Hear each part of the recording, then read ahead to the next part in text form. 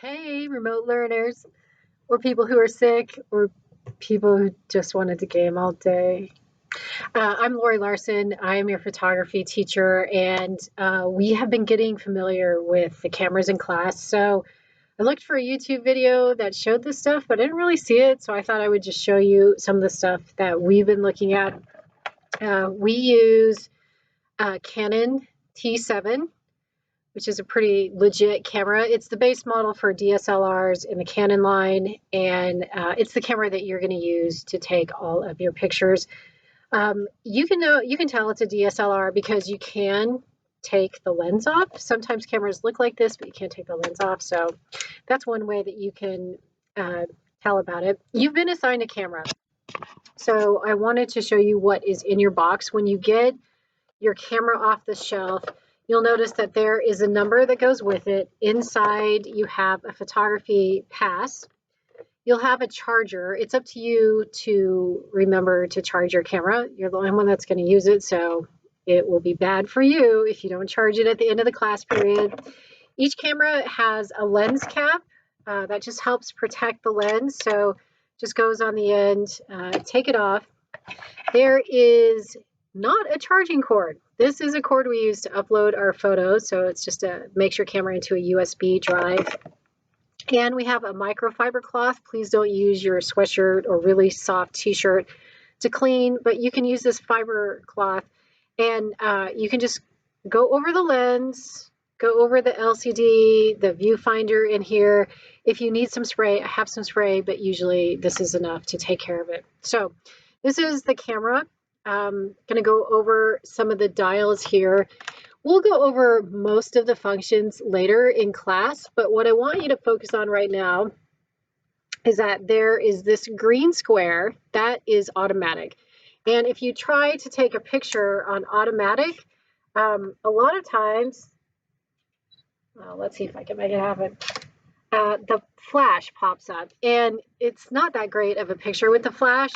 So what we will do for our next couple of assignments is we're going to go to the one that looks like a lightning bolt with a line drawn through it. That is automatic with no flash, and most of the time it takes a decent picture even without a flash.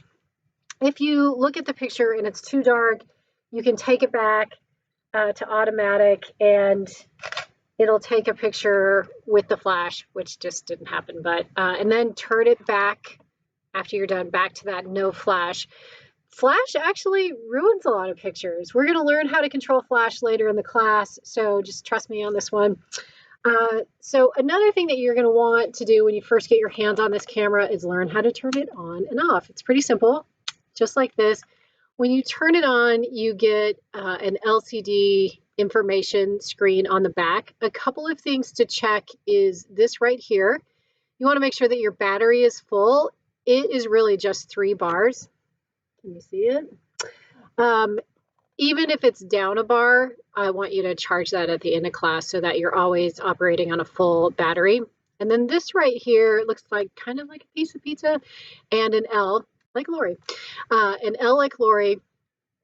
This stands for JPEG. These cameras can take a very big file size photo if it's on something called RAW, 50 million pixels, but that's ridiculous. It'll take up your whole SD card. So we do a compressed file, which is JPEG, and that's what most people use. So for this class, we are going to be practicing on the JPEG setting. If you have it on something else, there's a chance that the computer won't be able to read your photos. So just something to check when you turn it on. Check your battery, check that it is at JPEG. This one right here means it's going to take 1 photo at a time. Right here, you can change it to be like if you're doing sports. We're not there yet. We will be, but for this first lesson, that's how you want it set up. The other thing we went over in class is how to hold the camera. Now, on the slideshow that you should look at today, there's pictures of this, so you can call that up and then practice if you want to. But a couple of things.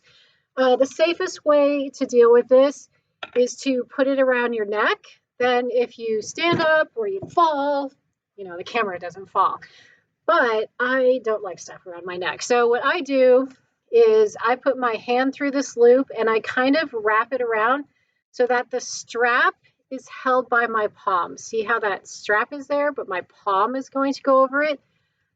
These 3 fingers grab the grip. My pointer finger goes on the shutter because eventually you're going to be moving it around and moving this dial. So my pointer finger is just lightly on that shutter. And then in the back, there's a groove right here for your thumb. Your thumb just rests in that canal, that channel, and it also is going to be moving and doing buttons eventually when we get to manual mode. But right now, this is what one hand does. Then the other one, I kind of like hold it like this. This right here is a ring that you control with your thumb and forefinger to zoom in or zoom out. So you want to have it on this bottom one. If you can take a look, there's like a ring, and a ring.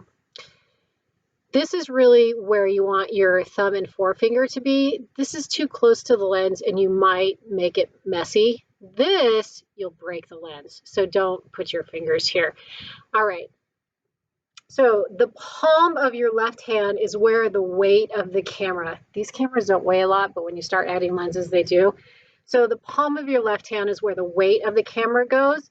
Your thumb and forefinger are back here. And then I have little fingers. I could shove them in here, but it's just more steady if I pop them like this. So this, see the strap in there? My thumb here, my finger on the shutter, other fingers on the grip, my left hand fingers over my right, forefinger, thumb on the zooming ring, and that's it. The last piece is that we don't shoot off the LCD screen. We're getting pro. We put it up to our eyebrow bone,